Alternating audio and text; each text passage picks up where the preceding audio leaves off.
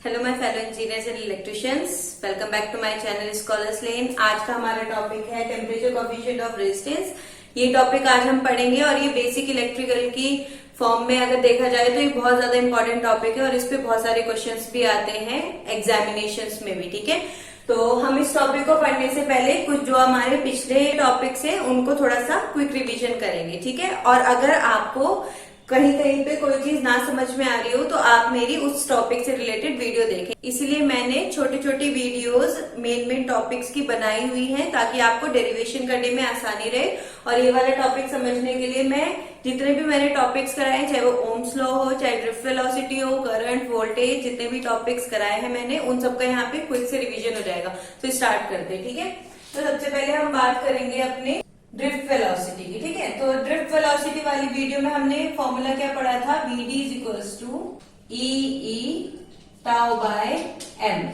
ठीक है, ये वाला फॉर्मूला हमने पढ़ा था ड्रिफ्ट वेलोसिटी में। हमने ये वाला जो फॉर्मूला है वो डिराइव किया था ड्रिफ्ट वेलोसिटी वाली वीडियो में। तो अगर आपने नहीं देखा है तो आप उसे फॉलो कर सकते हो कि ये फॉर्मूला कहां से आया। ठीक है ना, तो अब देखिए यहाँ पे हम यहाँ पे लिख देते हैं where E is equals to charge on electron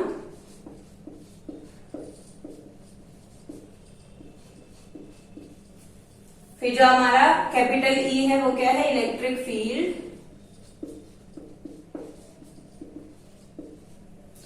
जो हमारा टाउ है वो क्या है, रिलैक्सेशन टाइम। या फिर हम अगर बात करें अपनी ड्रिफ्ट वेलोसिटी वाली वीडियो की, या जो ड्रिफ्ट वेलोसिटी वाले फॉर्मूले में होता है, मेनली इसको बोलते हैं टाउ एवरेज, मतलब एवरेज रिलैक्सेशन टाइम।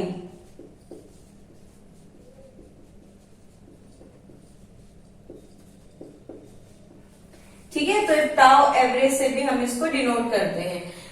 बस फॉर्मूले को इजी बनाने के लिए हम इसको टाउ से रिप्रेजेंट कर देते हैं। वैसे ही क्या है, टाउ एवरेज मतलब जितने भी इलेक्ट्रॉन्स मूव कर रहे हैं उन सबकी एवरेज जो रिलैक्सेशन टाइम होता है उसको हम टाउ एवरेज कहते हैं। तो ये जो एम है ये क्या है हमारा, m is equals to mass of electron. ये तो हुआ हमारा किसकी बात, ड्रिफ्ट वेलोसिटी की बात। अब यहीं से हम बात करेंगे कंसेप्ट की। ठीक है, तो अब हमारा कंसेप्ट क्या है, अगर हम बात करें फोर्स की तो हमें पता है कि जिस तरफ इलेक्ट्रिक फील्ड लगती है उसी के ऑपोजिट क्या होता है, इलेक्ट्रॉन्स फ्लो करते हैं। ठीक है, तो हम अगर एक यहाँ पे इलेक्ट्रिक फील्ड लेट्स सपोज इधर की तरफ मूव कर रही है, दो इलेक्ट्रिक फील्ड हम ले लेते हैं। ठीक है, हम यहाँ पे दो चार्ज लेंगे, एक पॉजिटिव चार्ज एक नेगेटिव चार्ज। तो मैंने आपको बताया है कि जिस साइड पे पॉजिटिव चार्ज मूव करते हैं, इट मीन्स जो एटम्स होते हैं हमारे, जब इलेक्ट्रॉन्स उनको छोड़ देते हैं तो उनपे पॉजिटिव चार्ज आ जाता है। ठीक है, इलेक्ट्रॉन्स पे नेगेटिव चार्ज होता है। तो जिस साइड पे इलेक्ट्रिक फील्ड होगी उसके ऑपोजिट साइड इलेक्ट्रॉन मूव करेंगे, और जिस साइड पे इलेक्ट्रिक फील्ड होगी अगर पॉजिटिव चार्ज है तो वो उसी डायरेक्शन में मूव करेंगे। ठीक है, तो अभी हम देख लेते हैं कि नेगेटिव चार्ज अगर हमारा है -q तो उसकी डायरेक्शन क्या होगी, ऑपोजिट होगी, ऑपोजिट ऑफ इलेक्ट्रिक फील्ड। ठीक है, अभी देखते हैं अगर पॉजिटिव q है हमारा चार्ज तो इसकी डायरेक्शन क्या होगी, इन the direction of electric field, इसी की डायरेक्शन में होगी हमारी पॉजिटिव चार्ज की डायरेक्शन। ठीक है, तो आप इससे डायरेक्शन भी निकाल सकते हो, मतलब इसमें आपको कंफ्यूजन नहीं होगा कि डायरेक्शन कौन सी किस साइड पे।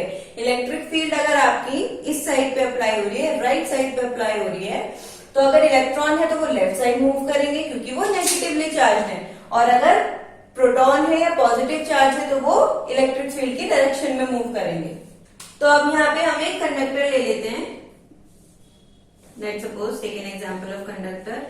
ये हमारा फेवरेट कंडक्टर है, इसको हम हर वीडियो में अपनी यूज करते हैं, है ना, क्योंकि हम इसको इसी तरीके से शो कर सकते हैं तो इसलिए यूज करते हैं। ठीक है, यहाँ पे हमने क्या किया, बैटरी लगा दी, तो ये हो गया हमारा पॉजिटिव, ये हो गया नेगेटिव। ठीक है, और जो हमारी इलेक्ट्रिक फील्ड है वो अगर इस साइड पे मूव कर रही है तो इलेक्ट्रॉन्स की डायरेक्शन क्या होगी, ऑपोजिट होगी ना, opposite in the direction of electric field. ठीक है, तो जो इलेक्ट्रॉन्स होंगे वो दूर भागेंगे। अगर हमने इलेक्ट्रिक फील्ड अप्लाई की है तो इलेक्ट्रॉन्स क्या है, दूर भागेंगे। आप इससे भी देख सकते हो इलेक्ट्रॉन्स पे कौन सा चार्ज है, नेगेटिव चार्ज है, और जो बैटरी का टर्मिनल है वो कौन सा है, पॉजिटिव टर्मिनल है। तो ये इसी की तरफ भागेगा क्योंकि पॉजिटिव और नेगेटिव एक दूसरे को अट्रैक्ट करते हैं। ठीक है, और जो करंट होगा वो इलेक्ट्रिक फील्ड डायरेक्शन में होगा, यानी current will flow in the direction of electric field and electrons are flowing in the opposite direction of electric field. ठीक है, अब देखिए फोर्स हमारा क्या है, QE है ना। तो अब अगर यहाँ पे हम वेक्टर फॉर्म में देखें फोर्स को, तो F is equals to QE। Okay, अब F तो ठीक है, F तो हमारा फोर्स है, जो हमारा Q है चार्ज है, वो क्या है, इलेक्ट्रॉन, और इलेक्ट्रॉन पे कौन सा चार्ज है, नेगेटिव चार्ज। तो हम यहाँ पे क्या लिखेंगे, F is equals to -E electric field. ठीक है, तो ये हमारा फोर्स हुआ किसमें, जब हमने वेक्टर फॉर्म में लिया, और जब हमने इलेक्ट्रॉन्स लिए हैं किसकी जगह, चार्ज की जगह। चार्ज हम पॉजिटिव भी ले सकते हैं, नेगेटिव भी ले सकते हैं। तो अगर आपने यहाँ पे इलेक्ट्रॉन लिया है, जब हम यहाँ पे इलेक्ट्रॉन्स की बात करते हैं तो यहाँ पे नेगेटिव चार्ज आ जाता है। तो ये F जो है, जो फोर्स है, इस पे क्या होगा, -E, मतलब माइनस इलेक्ट्रॉन्स, जो हमारा चार्ज है वो इलेक्ट्रॉन है, वो नेगेटिव है, और जो हमारी फील्ड है, तो ये हुआ हमारा फोर्स का फॉर्मूला। ठीक है, इसका मतलब ये है कि जिस साइड पे फोर्स लग रहा है, इलेक्ट्रॉन्स उसकी ऑपोजिट साइड पर मूव कर रहे हैं, इसका मतलब यही है। अब जैसे हमने बात की थी एक्सेलरेशन ऑफ इलेक्ट्रॉन की, तो एक्सेलरेशन क्या होता है, F/m। ठीक है, तो यहाँ पे क्या है, वेक्टर फॉर्म में लिया हमने। अब यहाँ पे F की वैल्यू रख देंगे हम, अगर -E electric field upon m, तो एक्सेलरेशन क्या हो गया हमारा, -E/m, ये हमारा हो गया एक्सेलरेशन। लेकिन एक चीज ध्यान रखिएगा, ये जो हमारा नेगेटिव साइन है, ये इलेक्ट्रिक फील्ड की ऑपोजिशन को दिखाता है, ये इलेक्ट्रॉन्स का नेगेटिव साइन नहीं है, कभी भी कंफ्यूज मत होना। ये जो नेगेटिव साइन आपका है, ये क्या है, इलेक्ट्रिक फील्ड की ऑपोजिट डायरेक्शन को दिखाता है। ठीक है, तो A का हमारा फॉर्मूला क्या हो गया, -EE/m,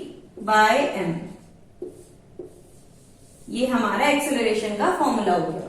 अब ये तो हुई हमारी इलेक्ट्रिक फील्ड की बात, लेकिन अगर आप करंट इलेक्ट्रिसिटी की बात करो, देखो दोनों अलग अलग टॉपिक हैं, इलेक्ट्रोस्टैटिक अलग टॉपिक है, करंट इलेक्ट्रिसिटी अलग टॉपिक है। मतलब जो करंट से संबंधित होते हैं, जो आपके इलेक्ट्रिकल इंजीनियरिंग है, वो मेनली क्या है, करंट से रिलेटेड है। ठीक है, तो यहाँ पे हमने क्या किया, इलेक्ट्रोस्टैटिक टॉपिक वाली बात की, इलेक्ट्रिक फील्ड वाली बात की, लेकिन हमारा मेन मोटिव क्या है, करंट इलेक्ट्रिसिटी। ठीक है, तो अब हम किसके टर्म्स में बात करेंगे, पोटेंशियल डिफरेंस की टर्म्स में हम बात करेंगे। किसकी टर्म्स में, पोटेंशियल डिफरेंस।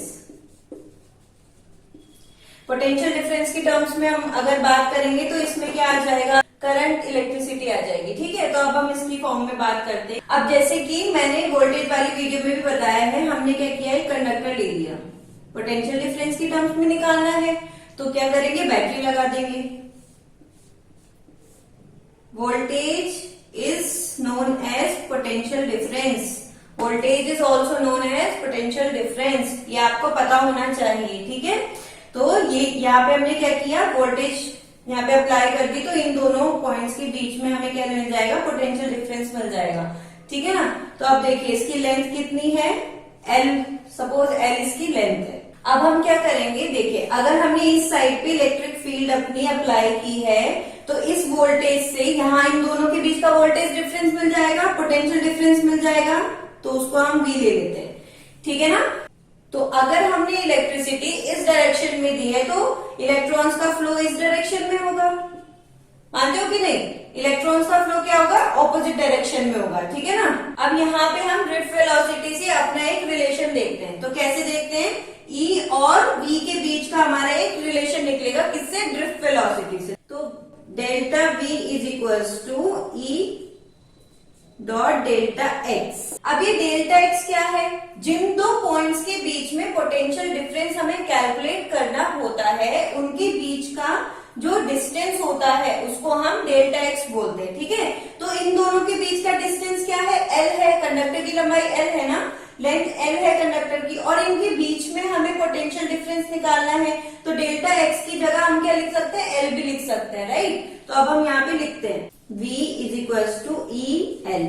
ठीक है, अब यहां से इलेक्ट्रिक फील्ड निकल जाएगी, तो E बराबर क्या हुआ, V/L, ये हमारे फॉर्मूले में काम आएगा। जो हमें पोटेंशियल डिफरेंस का फॉर्मूला निकालना है, उसमें अगर पोटेंशियल डिफरेंस की फॉर्म में हमें ड्रिफ्ट वेलोसिटी चाहिए तो इलेक्ट्रिक फील्ड की जगह हमें ये वाली वैल्यू पुट करनी पड़ेगी, तभी तो हमारा पोटेंशियल डिफरेंस की फॉर्म में आएगा ना फॉर्मूला।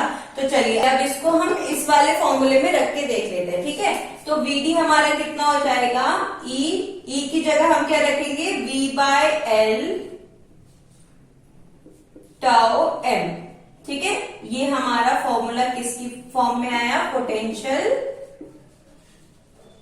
डिफरेंस की फॉर्म में।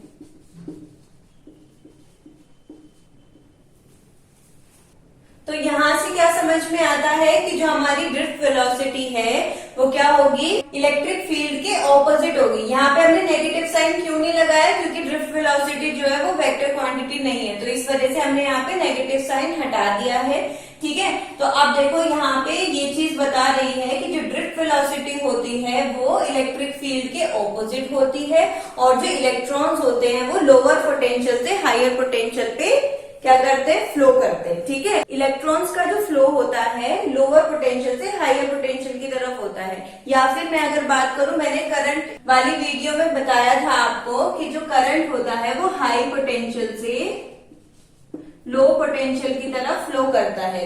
जिस डायरेक्शन में करंट फ्लो करता है उसके ऑपोजिट डायरेक्शन में कौन फ्लो करते हैं, इलेक्ट्रॉन्स, ठीक है। इलेक्ट्रॉन्स किस डायरेक्शन में फ्लो करेंगे, लोअर पोटेंशियल से हायर पोटेंशियल की तरफ।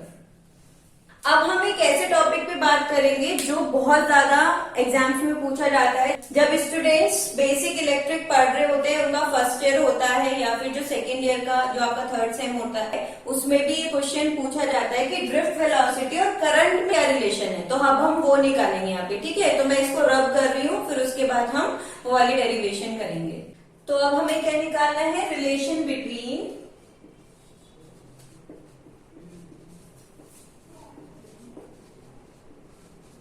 Electric current and drift velocity, ठीक है।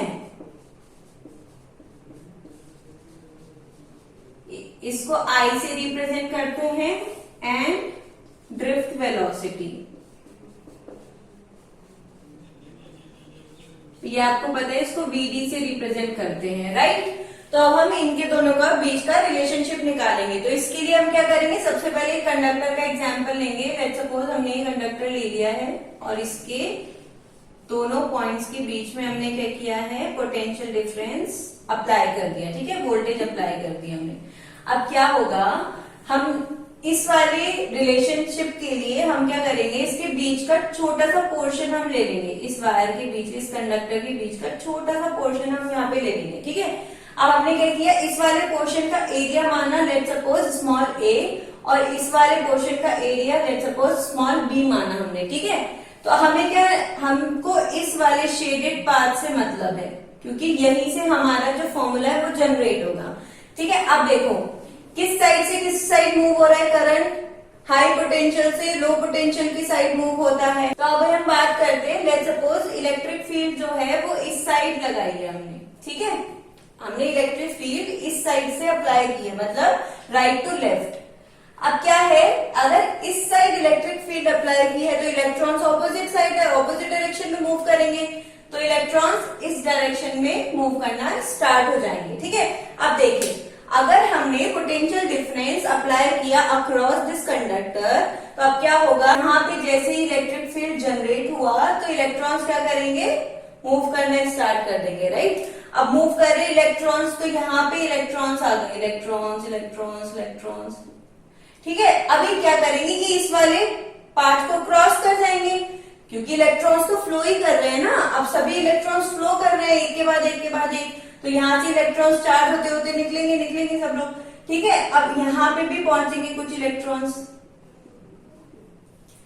राइट। तो अब यहाँ पे जो इलेक्ट्रॉन्स हैं हमारे, वो क्या करेंगे, एक जगह इकट्ठे हो जाएंगे, क्योंकि पीछे से भी इलेक्ट्रॉन आ रहे हैं, उधर से भी आ रहे हैं। अगर हम कुछ सेकंड के लिए स्टॉप कर दें, जैसे कि मैंने आपको चार्ज वाली वीडियो में बताया था कि अगर हम कुछ सेकंड्स के लिए स्टॉप कर दे तो हमें पता चल जाएगा कितने चार्ज वहां पे इकट्ठे हुए हैं, ठीक है, मतलब जमा हुए हैं। तो यहाँ पे भी हम वही सेम कंसेप्ट यूज करेंगे कि अगर इलेक्ट्रॉन्स फ्लो कर रहे हैं, तो अगर हमने dt टाइम के लिए, बहुत ही स्मॉल टाइम के लिए हमने क्या किया, इनके फ्लो को रोक के हमने ये देखा कि इस शेडेड जो ये पाथ है हमारा, जो शेडेड पोल है हमारा, शेडेड कंडक्टर का पाथ है हमारा, उसमें कितने इलेक्ट्रॉन्स जमा हुए हैं ये हमें यहाँ पे कैलकुलेट करना है। लेकिन हमें पता है कि जो कंडक्टर होता है इज फुल ऑफ इलेक्ट्रॉन, मतलब पूरा कंडक्टर, कोई आप कॉपर वायर ले लो, उसमें पूरी लेंथ ऑफ वायर में इलेक्ट्रॉन्स भरे होंगे, ठीक है। तो अब क्या होगा, ऐसा तो है नहीं कि यहाँ से इलेक्ट्रॉन जाएंगे और यहाँ खत्म हो जाएंगे, तो इलेक्ट्रॉन्स और जनरेट होते रहेंगे, है ना।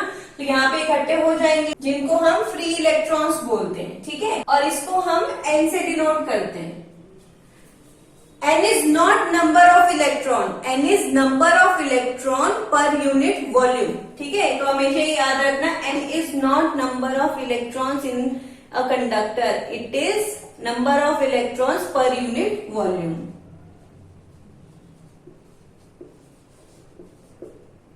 पर unit volume. This is also known as electron density. देखिए, जब भी किसी क्वांटिटी को आप वॉल्यूम से डिवाइड कर देते हैं, मतलब पर यूनिट वॉल्यूम किसी भी चीज का निकालते हैं, तो उस चीज की वो डेंसिटी बन जाती है, ठीक है। तो यहाँ पे number of electrons per unit volume निकाल रहे हैं, तो ये क्या होगा, इलेक्ट्रॉन डेंसिटी होगा इसका, ठीक है। तो यहाँ पे N is free electron density.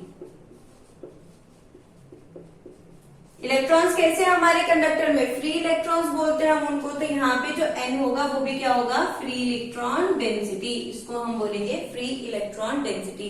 हमेशा याद रखना, जब भी आप कोई भी क्वेश्चन करो या फिर वहां पे N शो किया हुआ हो, तो वो नंबर ऑफ इलेक्ट्रॉन नहीं होता है, वो क्या होता है, number of electron per unit volume या फ्री इलेक्ट्रॉन डेंसिटी, उसको हम फ्री इलेक्ट्रॉन डेंसिटी कहते हैं। अगर हम एक अच्छे कंडक्टर का एग्जांपल ले लें, suppose a good conductor is there, तो उसमें जो फ्री इलेक्ट्रॉन्स होते हैं वो होते हैं 10 to the power 29 इलेक्ट्रॉन्स पर मीटर क्यूब। इसका मतलब क्या है ये देखते हैं। देखिए, इसका मतलब ये है, लेट सपोज यहाँ पे एक क्यूब ले लेते हैं जिसकी डायमेंशंस क्या है, 1 मीटर है, ठीक है। तो एक क्यूब लिया, इसकी डायमेंशन 1 मीटर है। इस सेंटेंस का मीनिंग क्या है कि 1 मीटर क्यूब में, 1 मीटर के क्यूब में कितने इलेक्ट्रॉन्स एग्जिस्ट करते हैं। तो कितने इलेक्ट्रॉन्स एग्जिस्ट करते हैं, 10 to the power 29। तो हमारे पास बहुत सारे इलेक्ट्रॉन्स है, 1 मीटर क्यूब के अंदर हमारे पास बहुत सारे इलेक्ट्रॉन्स है, मतलब enough number of electrons are there, 10 to the power 29। अब हम वापस इस पे आ जाते हैं। अब इलेक्ट्रिक फील्ड लगी इस वाली डायरेक्शन में, इलेक्ट्रॉन्स जा रहे हैं इस वाली डायरेक्शन में। तो अब हमें पता करना है कि ये जो बीच वाला पोर्शन है ना, dt टाइम में इस वाले पोर्शन में कितने इलेक्ट्रॉन्स इकट्ठे हुए, ये हमें यहाँ पे कैलकुलेट करना है। तभी हमारा ड्रिफ्ट वेलोसिटी और करंट के बीच में रिलेशन निकल पाएगा, ठीक है। तो अब यहाँ पे हम देख लेते हैं कि जो हमारा ए एरिया है उसमें कितने इलेक्ट्रॉन पास हुए, और जो ये शेडेड पोल है, जो शेडेड हमने यहाँ पे मार्क किया हुआ एरिया, उसमें dt टाइम में कितने इलेक्ट्रॉन्स इकट्ठे हुए, ठीक है। तो अब हम यहाँ पे उसकी कैलकुलेशन करते हैं। यहाँ लिखेंगे number of electrons passed cross section small a in time dt, और dt क्या है, all electrons contained in the middle portion. Now charge passing cross section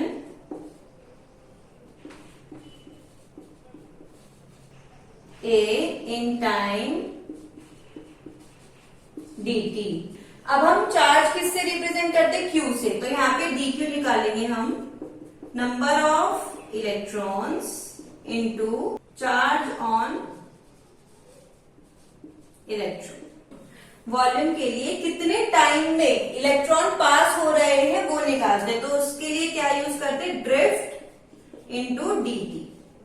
ये हमारा फॉर्मूला होता है, ठीक है, वॉल्यूम के लिए। Now length is equals to v d d t. यहां से अगर हम लेंथ निकालेंगे तो लेंथ हमारी क्या होगी, ये पूरी हमारी लेंथ होती है तो v d into d t, ये डी टी है हमारा, ठीक है, यहाँ पे हम डी टी यूज करते हैं। और जो हमारी ड्रिफ्ट वेलोसिटी है उसका इंटू करके जितना भी आएगा वो हमारी लेंथ हुई, ठीक है ना। तो लेंथ क्या है, वी डी डी टी, और एरिया जो है आपका वो क्या है, ए। यहाँ पे क्रॉस सेक्शनल एरिया ए है, और जो वॉल्यूम हुआ वो कितना हुआ, लेंथ इंटू एरिया। वॉल्यूम का डेफिनेशन यही होता है ना कि length into area is equals to volume, ठीक है। तो अब यहाँ से हम इस वाले फॉर्मूले से अपना डेरिवेशन करेंगे। तो मैं यहाँ पे लिख देती हूँ d q is equals to n, ठीक है। एन मैंने आपको बोला था क्या होता है, number of electrons per unit volume, ठीक है। तो हम यहाँ पे एन, और जो हमारी लेंथ है वो क्या है, v d d t into क्या है हमारा एरिया ए इंटू इलेक्ट्रॉन, ठीक है। अब देखिए क्या करेंगे, जो dt है उसको इधर लेके आ जाते हैं। तो मैं यहां से ये रब कर देती हूं।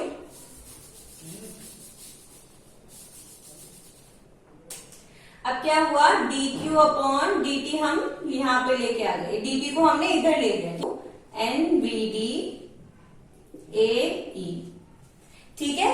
तो हमें पता है जो हमारा करंट होता है वो क्या होता है, rate of change of charge. तो ये rate of change of charge है, मतलब टाइम के साथ चार्ज कितना बदल रहा है उसको हम क्या कहते हैं, इलेक्ट्रिक करंट कहते हैं। तो इसको हम आई से रिप्रेजेंट करते हैं, और इसकी जो वैल्यू हुई वो कितनी हुई, एन वी डी ए ई। इसको याद करने का एक तरीका बताती हूं।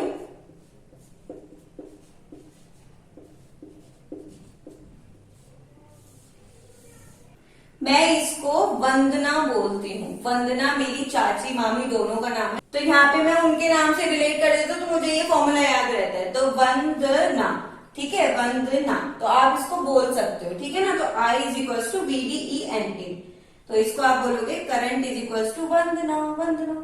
तो यहाँ से आप ऐसे याद कर सकते हो। देखो आप किसी भी टॉपिक को बहुत इंटरेस्टिंग बना सकते हो अगर आप उसमें कुछ इफेक्ट्स डाल दो, अगर आप उसमें कुछ ऐसी चीजें डाल दो जो आपको याद रहने लायक हो, मतलब आप उनको बाद में भी याद कर सकते हो। तो इसको आप आराम से याद कर सकते हो। आप कोई और नाम भी ले सकते हो अगर आपको लगे कि यहाँ से बन सकता है तो, ठीक है। तो जैसे आपको सहूलियत हो आप वैसे पढ़ो। मैंने आपको यहाँ पे एक ये वाला ऑप्शन मैंने आपको दे दिया है, ठीक है। अब हम यहाँ क्या करेंगे, जो हमारा ड्रिफ्ट वेलोसिटी की वैल्यू हमने निकाली थी, डिराइव की थी, जो पोटेंशियल डिफरेंस की फॉर्म में थी, उसको यहाँ पे हम रख देंगे, ठीक है। तो हमारा क्या है, पोटेंशियल डिफरेंस और करंट की फॉर्म में ये पूरी इक्वेशन हमारी निकल जाएगी। तो मैं इसको रब कर देती हूँ पहले।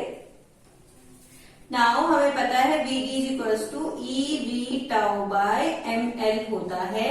अब यहाँ से इसको हम कर देंगे ब्रैकेट, क्योंकि हमने यहाँ पे वीडी की वैल्यू यहाँ पे रखनी है, ठीक है। अब यहाँ से देखते हैं इस वाली इक्वेशन से वीडी की वैल्यू रखेंगे E we tau upon M L into E into N into A, ठीक है। अब इसको सॉल्व करेंगे। Now I is equals to N E square V tau A upon M L.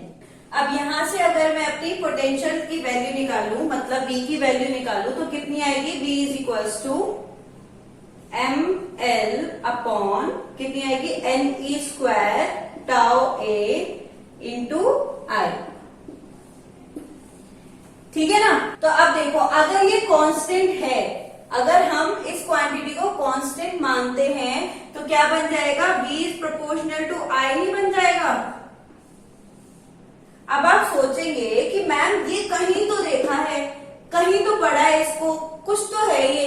अरे आपने मेरी ओम्स लॉ वाली वीडियो में भी देखा होगा और आपने बुक्स में भी पढ़ा होगा कि इसको ओम्स लॉ कहते हैं। V is proportional to I मतलब होता है ओम्स लॉ, ठीक है। तो यहां से अगर हम निकाले तो ओम्स लॉ क्या कहता है, V is equals to IR।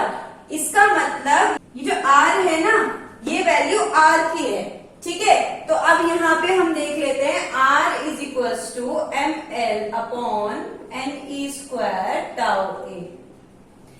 समझ में आया ना ये चीज कि यहाँ पे, यहाँ से हमने हमने क्या निकाला, B is proportional to I, लेकिन ओम्स लॉ की एक कंडीशन भी है कि temperature even every physical quantity should remain constant.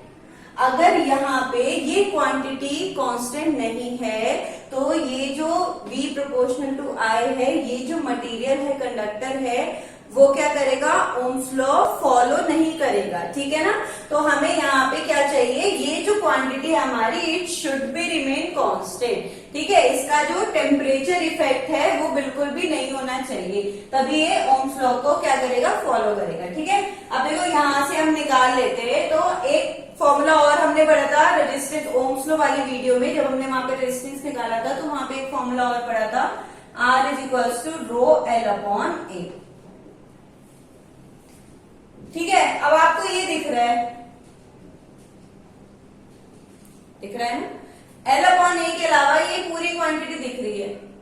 This is called resistivity. तो हमें पता है कि रेजिस्टिविटी, जैसे मैंने आपको बताया भी था उस वीडियो में, कि रेजिस्टिविटी क्या करती है, मटेरियल पे डिपेंड करती है, प्रॉपर्टी ऑफ मटेरियल होती है रेजिस्टिविटी। ठीक है, तो प्रॉपर्टी ऑफ मटेरियल जो होती है, ना तो वो लेंथ पे डिपेंड करती है, ना ही एरिया पे डिपेंड करती है। ठीक है ना। तो किसी मटेरियल की प्रॉपर्टी जो होती है, रेजिस्टिविटी उसी को फॉलो करता है। तो यहाँ पे हम देख लेंगे रेजिस्टिविटी का क्या है फॉर्मूला, Ne²। ये हमारे बहुत काम आएगा आगे, कि रेजिस्टिविटी से अगर हम डेरिवेशन करना चाहेंगे या फिर आगे जो भी वैल्यूज हम निकालते हैं, टेम्परेचर कोफिशिएंट निकालते हैं, ये वाला फॉर्मूला बहुत ज्यादा इंपॉर्टेंट है। ठीक है ना। तो अभी आपको समझ में आ गया होगा ना कि रेजिस्टिविटी L/A है ना, R is equal to rho L/A। तो रो की वैल्यू क्या है, ये है।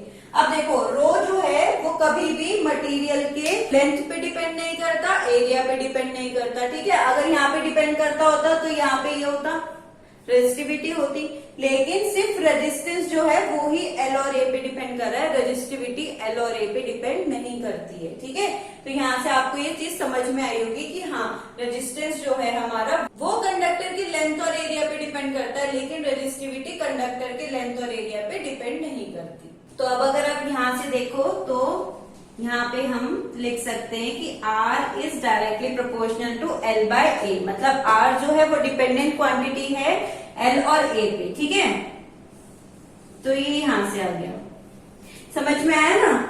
तो अब देखो हमने ड्रिफ्ट वेलोसिटी से कितनी सारी चीजों को रिलेट करके सब कुछ निकाल दिया है ना, सारी डेरिवेशंस निकाल दी, सारी वैल्यूज निकाल दी, सारे फॉर्मूलेस निकाल दिए। इसीलिए सबसे पहली वीडियो जो मैंने बनाई थी वो ड्रिफ्ट वेलोसिटी पे बनाई थी, और उस वीडियो में मैंने आपको बोला था कि जो इलेक्ट्रिकल इंजीनियरिंग है वो ड्रिफ्ट वेलोसिटी से ही स्टार्ट होती है। वहीं से आपको करंट मिलेगा, वोल्टेज मिलेगी, पावर मिलेगी, एनर्जी मिलेगी, ओम्स लॉ मिलेगा, जितनी भी क्वांटिटीज होंगी सब वहीं से मिलेंगी। ठीक है, तो मेन डेफिनेशन और डेरिवेशंस मैंने उन वीडियोस में कराई है, वो छोटी छोटी वीडियोस हैं, आप उनको फॉलो जरूर करें अगर आपको मेन कंसेप्ट इसका पूरा अच्छे से समझना है। सिर्फ डेरिवेशन और डेफिनेशन से आपको मतलब है, लेकिन अगर आप मेरी ये वाली वीडियो देख रहे हैं तो इसको डीपली मैंने सब कुछ समझाया है। तो आप ये कह सकते हैं कि वो जो पुरानी वीडियोज हैं जो मैंने अलग अलग टॉपिक्स पे बनाई है वो सिर्फ पर्टिकुलर टॉपिक्स हैं, लेकिन ये पूरा का पूरा रस है, सार है, पूरा सारांश जिसे बोलते हैं ना, समरी। तो ये पूरा का पूरा सारांश है किसका, आपकी ड्रिफ्ट वेलोसिटी से लेकर के ओम्स लॉ का, यहाँ पे रिलेशन का, रेजिस्टिविटी का, रेजिस्टेंस का, voltage, current, dependency, temperature dependency, everything. ठीक है, तो ये आपको समझ में आ गया होगा। अब हम यहाँ से निकाल देते हैं रेजिस्टिविटी की यूनिट। तो वैसे तो मैंने पुरानी वीडियो में बताया था, ओम्स लॉ वाली वीडियो में, कि रेजिस्टिविटी की यूनिट क्या होती है, पर यहाँ पे मैं बता देती हूँ आपको। तो इस वाले फॉर्मूले से हम यहाँ पे निकाल लेंगे resistivity is equal to RA/L। तो R की होती है ओम्स और इसकी होती है मीटर स्क्वायर, और जो हमारी लेंथ होती है उसकी होती है मीटर। ठीक है, एरिया हमेशा स्क्वायर में होता है, तो यहाँ पे मीटर से मीटर कैंसिल, ओम मीटर। ये हमारी किसकी वैल्यू आ गई, रेजिस्टिविटी की SI यूनिट आ गई। ठीक है ना। तो ये पूरा का पूरा कंसेप्ट आपको समझ में आया होगा, और जितनी भी मैंने कोशिश की है आपको पूरा चीजें अच्छे से समझाने की, वो भी आपको अच्छे से समझ में आया होगा। ये पूरा का पूरा आपका क्या है, समरी है। अब हम बात करेंगे अपने मेन टॉपिक पे। अब वो आपको बहुत अच्छे से समझ में आ जाएगा, क्योंकि मैंने आपको पूरा का पूरा बेसिक जितना भी मेरे पास था सब मैंने आपको बता दिया है कि मेरे पास ये वैल्यूज हैं, ये कहाँ से आई हैं, कैसे हुआ है, डेरिवेशन कैसे हुई है, कौन सी वैल्यू कैसे रिलेट करती है और किसका क्या मतलब है। ठीक है, तो अब आप इसको नोट डाउन कर लीजिए और अब हम आगे बढ़ते हैं अपने रेजिस्टेंस कोफिशिएंट और effect of temperature in resistance पे। तो आप इसको नोट डाउन कर लीजिए। अब जिस टॉपिक के लिए इतनी कथा पढ़ी, इतनी कहानी पढ़ी, इतना लंबा चौड़ा हमने जो डिस्कशन किया है, जो पुराने टॉपिक्स को हमने रिवाइज किया है, अब हम उस टॉपिक पे आ जाते हैं फाइनली।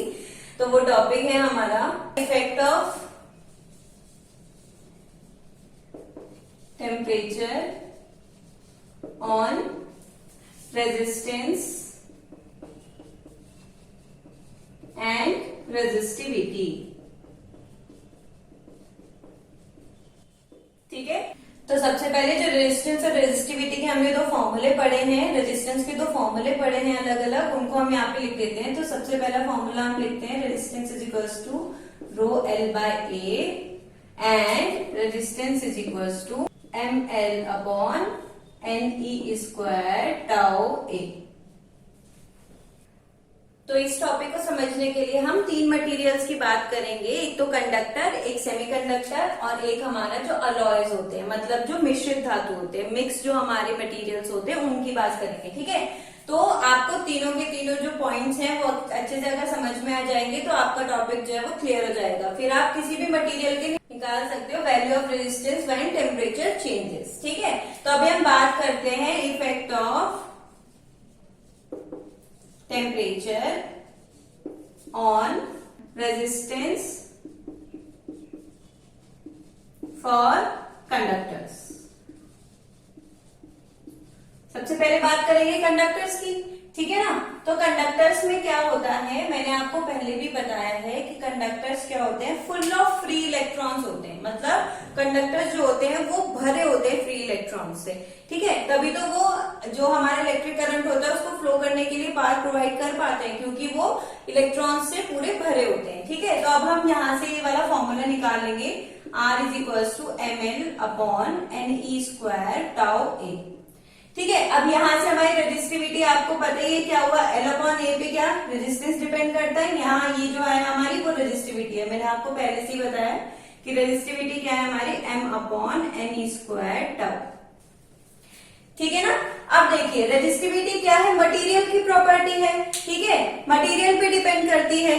तो अगर हम यहाँ पे बात करें कि रेजिस्टिविटी जो है वो किस पे डिपेंडेंट होगी, तो मास पे डिपेंड होगी। क्या, अगर हम टेम्परेचर राइज कर दे किसी भी मटेरियल का तो क्या उसका मास में चेंज आएगा, क्या नहीं चेंज आएगा, है ना।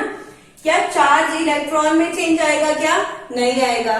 इलेक्ट्रॉन के चार्ज तो नेगेटिव ही है ना, नेगेटिव ही रहेगा, है ना।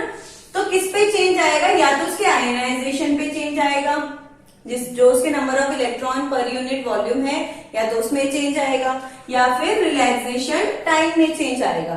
ठीक है, तो रिलैक्सेशन टाइम हमारा क्या होता है, पहले मैं आपको वो थोड़ा सा ब्रीफ कर देती हूँ अगर आप भूल गए तो। देखिए ये हमारा क्या है, एटम है, ये पॉजिटिव है, अभी इलेक्ट्रॉन है, इलेक्ट्रॉन नेगेटिव है, तो ये क्या करेगा, इससे टकराएगा। फिर ये जो एटम है ये इसको एब्जॉर्ब कर लेगा। फिर थोड़ा सा अगर टेम्परेचर राइज होगा या फिर आयनाइजेशन होगा तो क्या होगा, कोलाइड करके फिर इससे कोलाइड करेगा। फिर यहाँ पे एक और एटम होगा, फिर उससे कोलाइड करेगा। ठीक है, तो ये जो कोलिजन हो रहे हैं ना, जो ये इलेक्ट्रॉन है ये कभी इससे टकरा रहा है, इससे टकरा रहा है, इससे टकरा रहा है, तो इनके बीच का जो टाइम है, इसके कोलिजन के बीच का जो टाइम है उसको हम रिलैक्सेशन टाइम बोलते हैं। रिलैक्स करना मतलब कि रेस्ट करना, मतलब एक कोलिजन के बाद उसको कितना रेस्ट मिल रहा है दूसरे कोलिजन को करने में। ठीक है, तो ये इसका रिलैक्सेशन टाइम होता है। मतलब जो ये इलेक्ट्रॉन है ये पहले इससे टकराया तो उसमें इसने कितना टाइम लिया, फिर इससे टकराया तो उसमें कितना टाइम लिया, तो ये होता है हमारा रिलैक्सेशन टाइम। ठीक है, जिसको हम टाउ से रिप्रेजेंट करते हैं। और रिलैक्सेशन टाइम हमेशा अलग होता है, तो हम कभी भी ऐसा नहीं कह सकते कि पूरे के पूरे जो कंडक्टर है जो पूरा उसमें जितने भी इलेक्ट्रॉन्स है सबका रिलैक्सेशन टाइम सेम होगा। इसीलिए जो ड्रिफ्ट वेलोसिटी वाला मैंने आपको टॉपिक पढ़ाया था, वो वीडियो मैंने बताई थी आपको, उसमें मैंने रिलैक्सेशन टाइम जो है वो एवरेज रिलैक्सेशन टाइम निकाला है। हम हमेशा एवरेज ही निकाल सकते हैं, तभी हमें पता चलेगा कि average relaxation time all the electrons कितना है। ठीक है, जो ड्रिफ्ट वेलोसिटी होती है आपको पता है वो भी एवरेज वेलोसिटी होती है।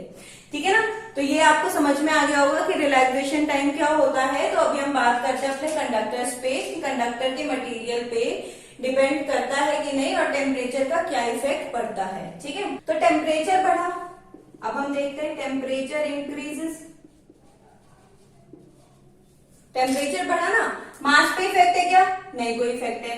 इस पे इफेक्ट है क्या? चार्ज पे? नहीं कोई इफेक्ट है। किस पे इफेक्ट है? या तो आयोनाइजेशन पर, जो number of electrons per unit volume है या इलेक्ट्रॉन डेंसिटी है उस पर, या फिर आपका रिलैक्सेशन टाइम पर। तो हम देखते हैं टेम्परेचर इंक्रीज करेंगे। मैं यहाँ पे टेम्परेचर इंक्रीज को ऐसे डिनोट कर रही हूँ। इंक्रीज मतलब एरो, इस वाले एरो का मतलब है इंक्रीज, और अगर मैं डाउन एरो बनाऊं तो उसका मतलब होता है डिक्रीज। ठीक है, तो अगर हम टेम्परेचर इंक्रीज कर रहे हैं, सबसे पहले हम देखते हैं रिलैक्सेशन टाइम के लिए।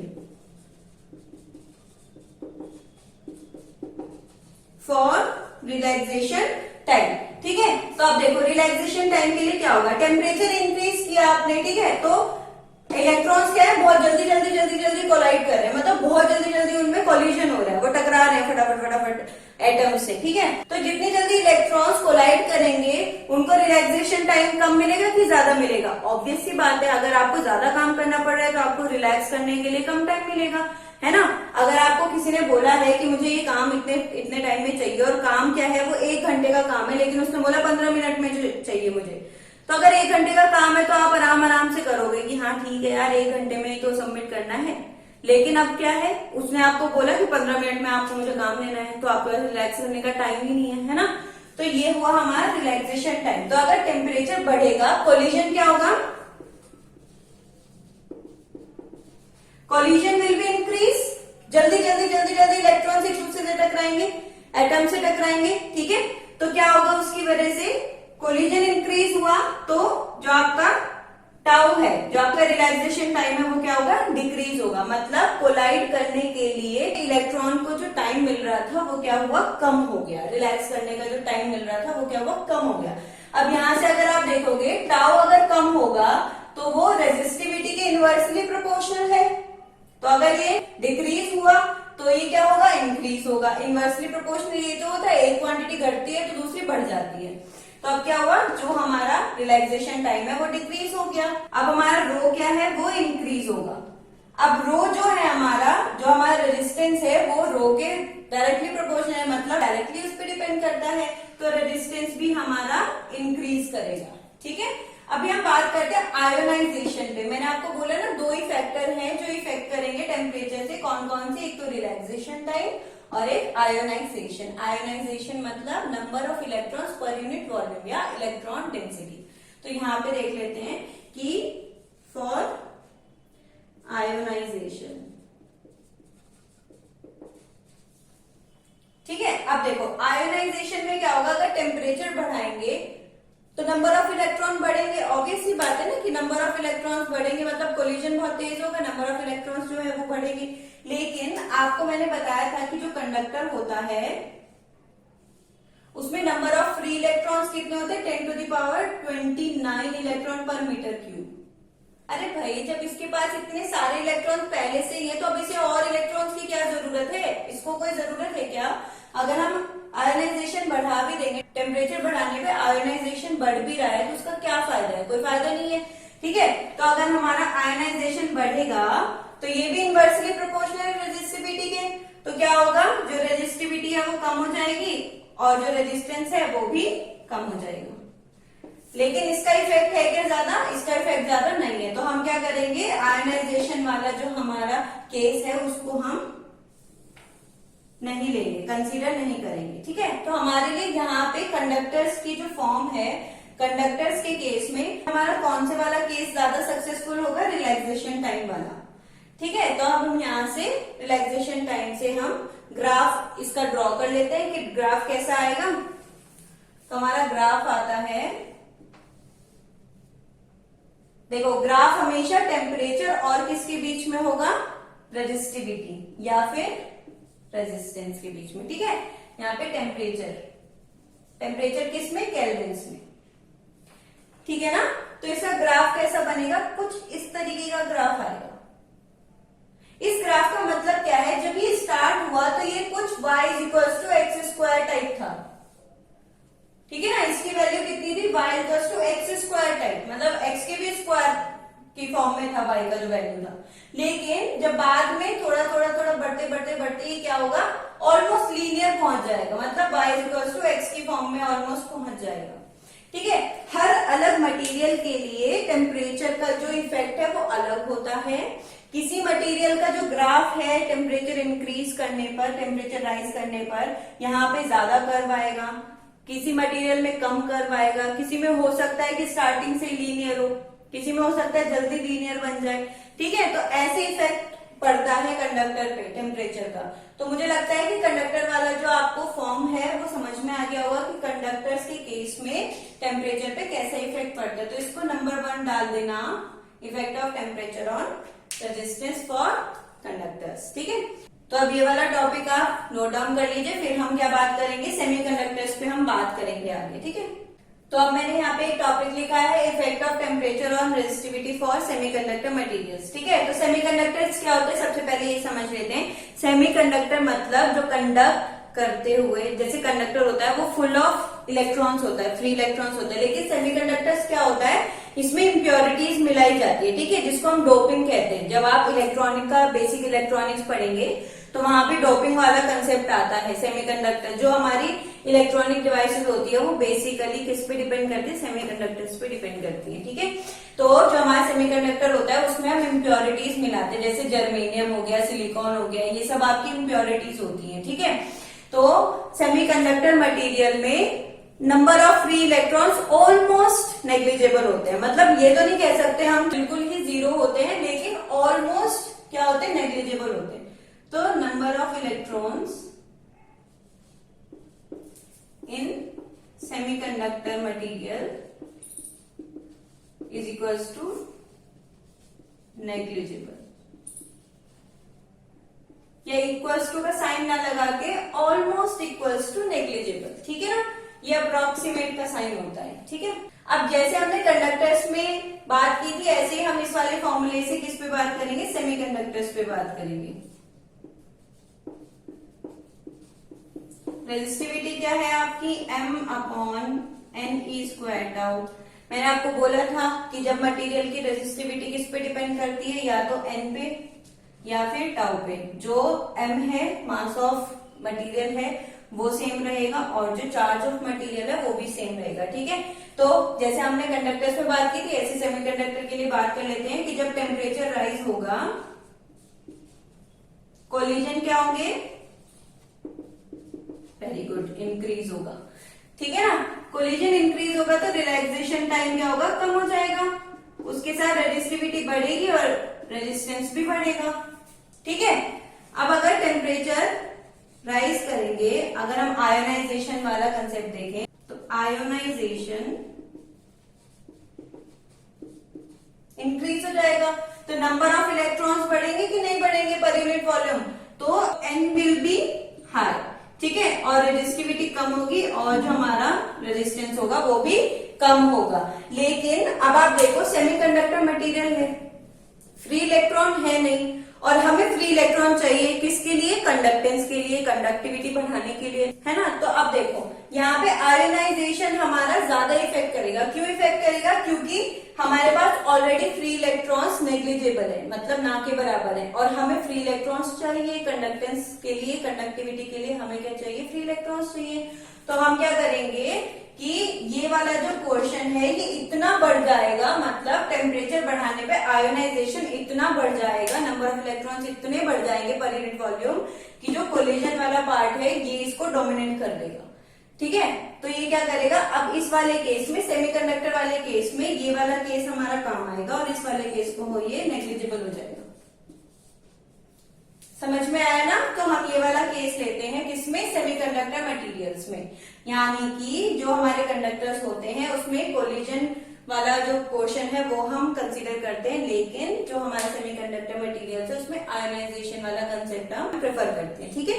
तो अब हम यहाँ पे इसका ग्राफ ड्रॉ कर लेते हैं कि सेमीकंडक्टर मटेरियल्स का ग्राफ कैसा आता है। लेकिन उससे पहले एक और चीज कि मैंने एक वीडियो बनाई थी कंडक्टेंस एंड कंडक्टिविटी पे, ठीक है, तो आप वो चीज भी जरूर देखना। जो हमारी रेजिस्टिविटी होती है वो कंडक्टिविटी के इनवर्सली प्रोपोर्शनल होती है, मतलब कि जो हमारी कंडक्टिविटी है वो रेजिस्टिविटी के इनवर्सली प्रोपोर्शनल होती है।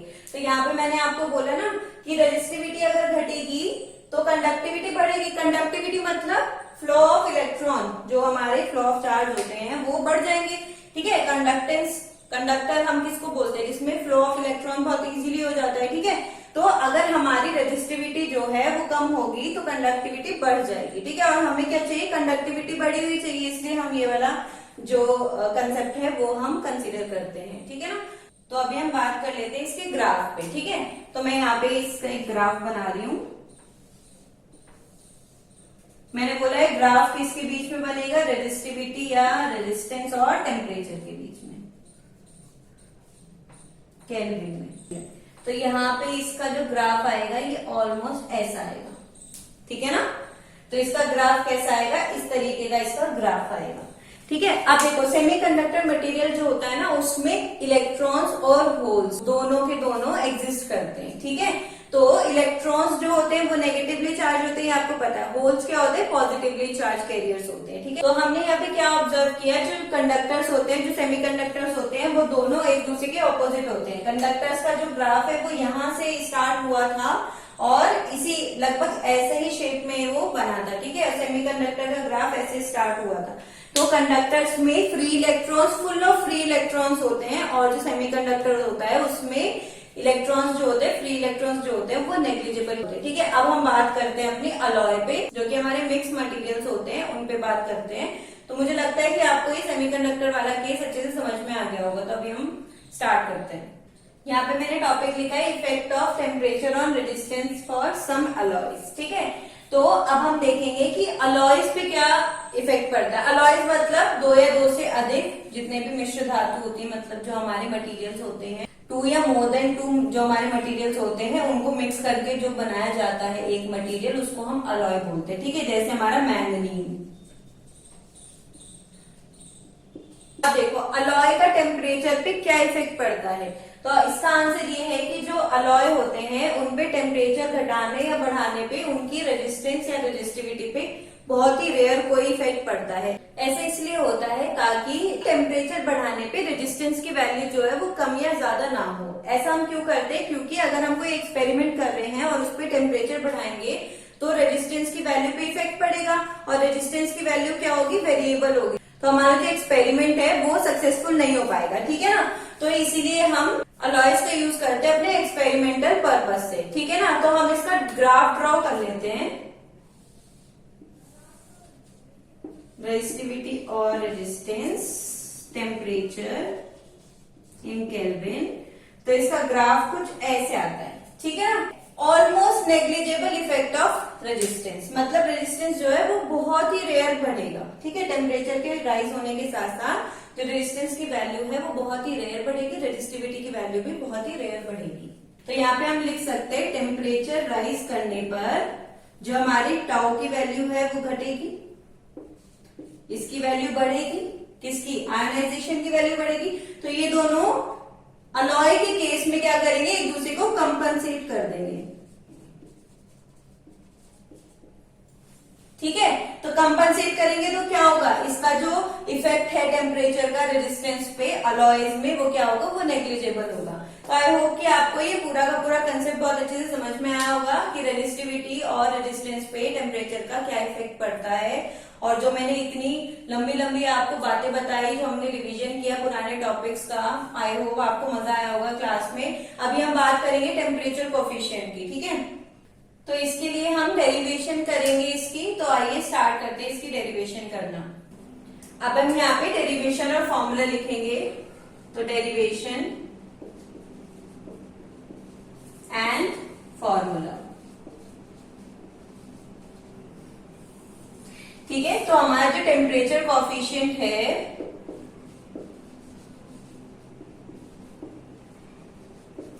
वो क्या है, अल्फा है।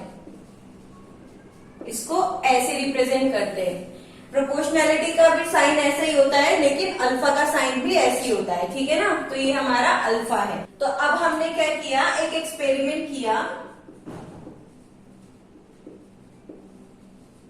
जैसे कि आपको बताइए कि एक्सपेरिमेंट करने से पहले और करने के बाद बहुत सारे चेंजेस आते हैं ना क्वांटिटीज में। तो एक्सपेरिमेंट करने के बाद जो हमारा आर है, let's suppose R plus d R हो गया, ठीक है। ये आर नॉट ले लेते हैं हम यहाँ पे, इनिशियल रेजिस्टेंस जो है, और जो टेम्परेचर है वो भी बढ़ के dt हो गया, ठीक है। तो ये दो क्वांटिटीज हमारी आफ्टर एक्सपेरिमेंट आई है, ठीक है ना। आफ्टर एक्सपेरिमेंट क्या हुआ, जो आर नॉट है वो R naught plus d R बन गया, और जो टी है हमारा, टेम्परेचर है हमारा, वो टी प्लस डी टी बन गया after experiment.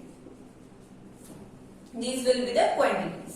Now by the experiment dr is proportional to dt and dr is also proportional to r naught.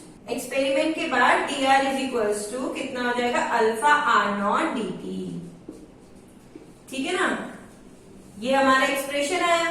अब हम क्या करेंगे, अपनी डेरिवेशन स्टार्ट करेंगे। तो उससे पहले हम देख लेते हैं कि कुछ चेंज आएगा किसमें, रेजिस्टेंस और टेम्परेचर में। तो हम चेंजेस को कैसे लिख लेते हैं। लेट्स सपोज जो हमारा इनिशियल रेजिस्टेंस है वो है आर नॉट, ठीक है। फाइनल रेजिस्टेंस को हमने क्या लिया, आर एफ। ऐसे हम टेम्परेचर के लिए लिख लेंगे। तो इनिशियल टेम्परेचर कितना है हमारा, या फिर आप कह सकते हैं कि बिफोर एक्सपेरिमेंट जो हमारा टेम्परेचर था वो हमारा टी नॉट था, और जो फाइनल टेम्परेचर है हमारा वो टी एफ है, ठीक है।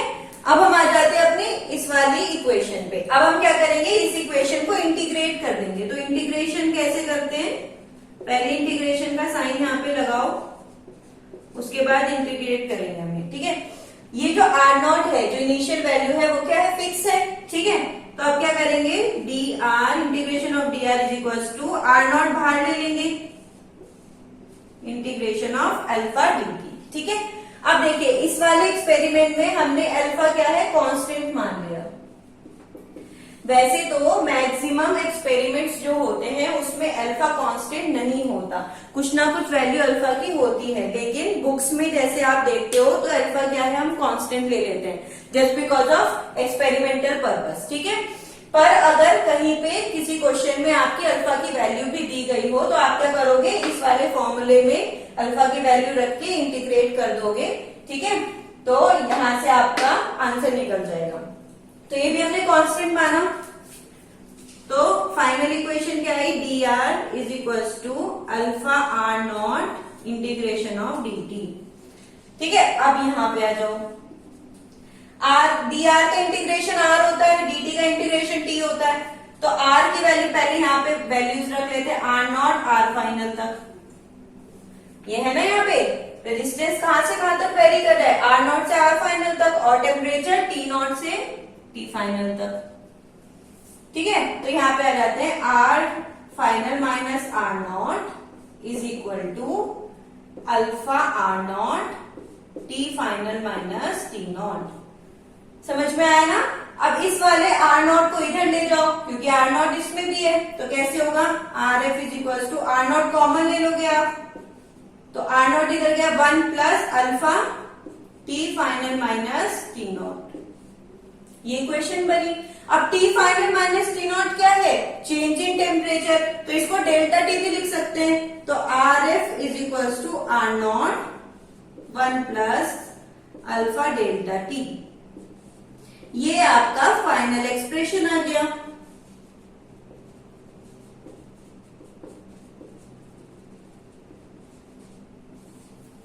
ठीक है, तो ये आपका क्या है, temperature, effect of temperature on conductor, semiconductor, alloys and temperature coefficient के साथ आपकी जो डेरिवेशन थी वो कंप्लीट हो गई है। और जो आपका फाइनल एक्सप्रेशन आया है वो क्या है, R f is equal to R naught in the bracket of 1 plus alpha d T. ठीक है, चेंज इन टेम्परेचर है dt यहाँ पे, और जो आर नॉट है वो इनिशियल रेजिस्टेंस है, और जो आर एफ है वो फाइनल रेजिस्टेंस। रेजिस्टेंस है। अब अगर यहीं से हम टेम्परेचर कोफिशिएंट अल्फा की वैल्यू निकाले तो कैसे निकलेगी? अल्फा इज इक्वल टू कितना आएगा? R f minus R naught upon R naught delta T, यही आएगा ना? ठीक है। और जब इसकी और इसकी वैल्यूज जो है वो कट हो जाएंगी, जो रेजिस्टेंस की यूनिट होती है ओम्स में होती है, तो ओम्स ओम्स कैंसिल हो जाएगा। कितना बचेगा? 1 अपॉन डिग्री सेल्सियस। तो या तो पर डिग्री सेल्सियस इसका यूनिट होगा टेम्परेचर कोफिशिएंट का, या फिर पर केल्विन इसकी एसआई यूनिट होगी। किसकी? टेम्परेचर कोफिशिएंट की। ठीक है। अब इसी इक्वेशन से हम रेजिस्टिविटी के फॉर्म में निकाल लेते हैं। तो वैसे जरूरी नहीं है, बट फिर भी एक बार आपको निकाल के दिखा देती हूँ। तो रेजिस्टिविटी क्या होगी? Rho final L upon A is equal to rho initial L upon A. R की वैल्यू रख दी ना रो की फॉर्म में, 1 प्लस अल्फा डेल्टा टी। तो एल बाई ए कैंसिल हो जाएगा, तो यहाँ पे क्या आएगा? Rho final is equal to rho initial 1 plus alpha delta T. ये आपका रो की फॉर्म में फॉर्मूला आ गया। ठीक है। अगर कभी आपको एग्जाम में या पेपर में या किसी क्वेश्चन में ऐसा दिया हो कि रेजिस्टेंस ना दे के रेजिस्टिविटी दी हो, तो आप इस वाले फॉर्मूले से कैलकुलेट कर सकते हो। और अगर सब कुछ दिया हो और आपसे टेम्परेचर कोफिशिएंट पूछ लिया जाए, तो आप इस वाली इक्वेशन से कैलकुलेट कर सकते हो। और अगर आपको रेजिस्टेंस की वैल्यू दी हुई है, टेम्परेचर की वैल्यू, चेंज इन टेम्परेचर दिया हुआ है, अल्फा दिया हुआ है और आर एफ निकालना है, तो इस वाली इक्वेशन से निकाल सकते हो। ठीक है। तो अब हम इस पे क्वेश्चन करेंगे ताकि आपको कंसेप्ट और ज्यादा अच्छे से क्लियर हो जाए। लेकिन उससे पहले एक चीज और, कि जो हमने कंडक्टर, सेमीकंडक्टर और अलॉयज की बात की थी, उसकी एक बार यहाँ पे बात कर लेते हैं कि कंडक्टर्स के लिए, जो हमारे कंडक्टर्स हैं उनके लिए आर एफ, जो आर फाइनल है वो ग्रेटर देन है आर नॉट से, तो जो अल्फा की वैल्यू होगी पॉजिटिव होगी। ठीक है। आर एफ की वैल्यू क्या है? ग्रेटर देन है आर नॉट से, तो इसकी वैल्यू क्या होगी? पॉजिटिव होगी। और फॉर कंडक्टर्स,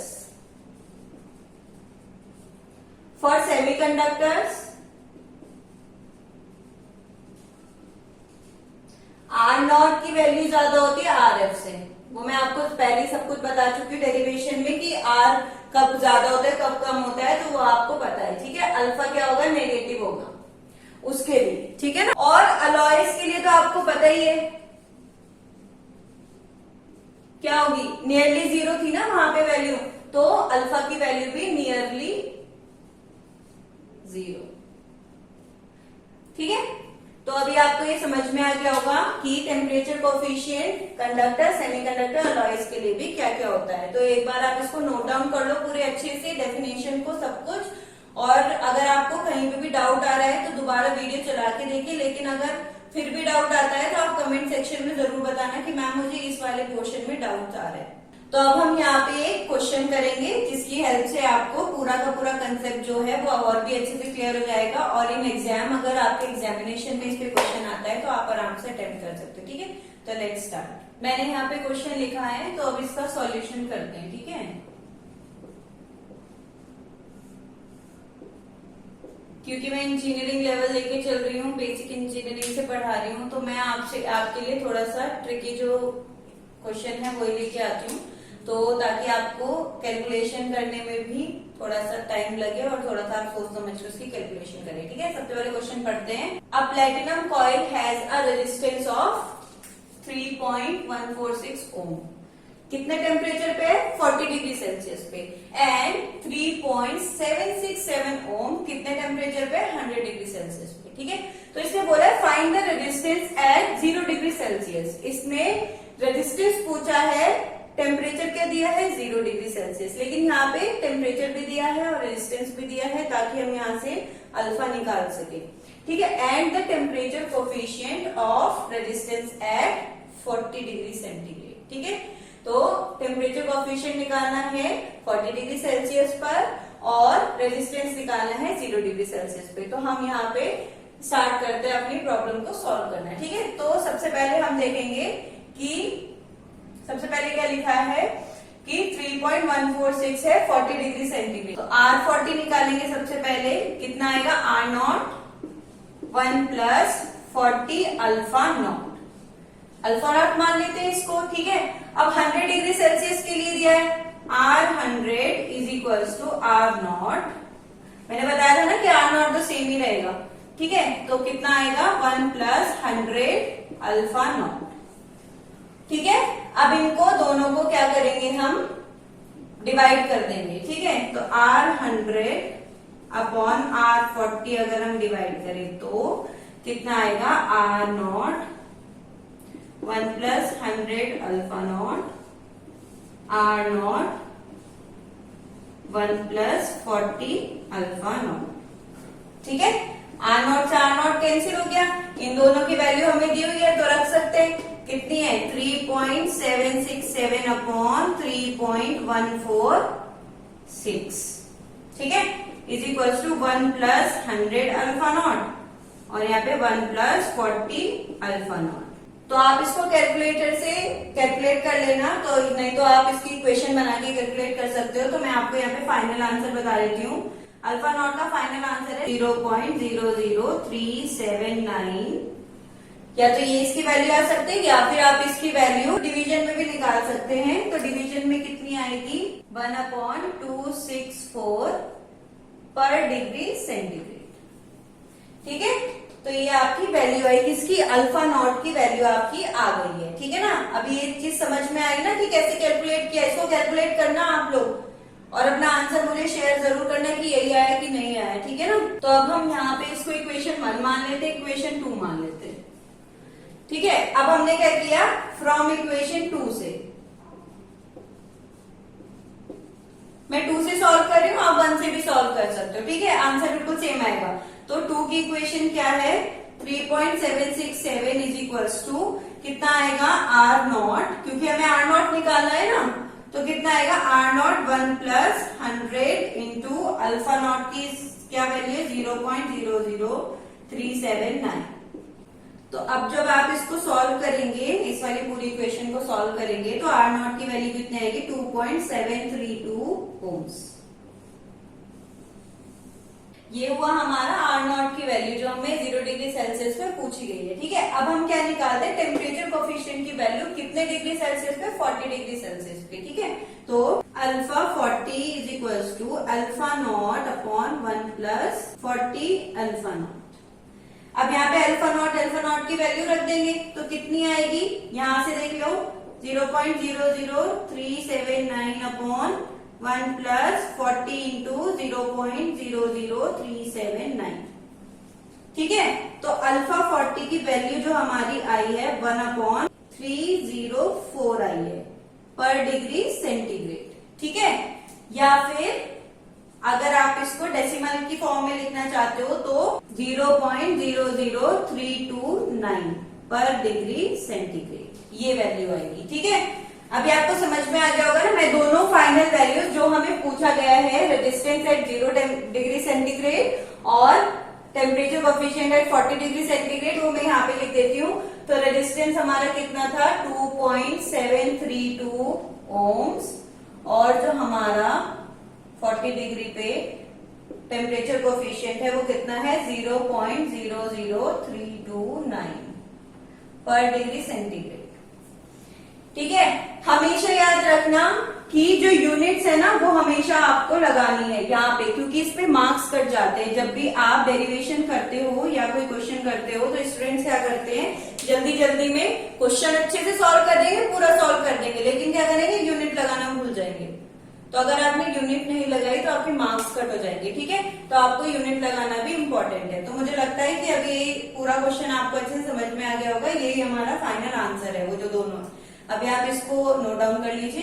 तो हमारा वीडियो यहीं पर पूरा होता है और मैंने आपको जो भी कंसेप्ट समझाने की कोशिश की है, जितना मैंने लंबी कहानियां आपको बताई हैं, पूरी की पूरी आपको रिवीजन कराया। ड्रिफ्ट वेलोसिटी का, करंट, वोल्टेज, इलेक्ट्रिक चार्ज और जितने भी ओम्स लॉ हो गया, रेजिस्टेंस हो गया, रेजिस्टिविटी, कंडक्टिविटी, जितने भी आपके टॉपिक्स थे मैंने सबको टच किया है, ताकि आपको ये जो टेम्परेचर कोफिशिएंट वाला जो कंसेप्ट है वो अच्छे से समझ में आ जाए। तो आप मुझे कमेंट सेक्शन में जरूर बताना कि आपको ये चीज समझ में आई कि नहीं आई, और जितनी भी प्रॉब्लम्स है उनको सॉल्व करना, चाहे बुक से हो, इंटरनेट से हो, जहां से भी आपको इस टॉपिक पे प्रॉब्लम्स मिले उनको सॉल्व करना। और अगर कोई भी प्रॉब्लम आती है तो ask me in comment section. Okay, thank you, keep watching.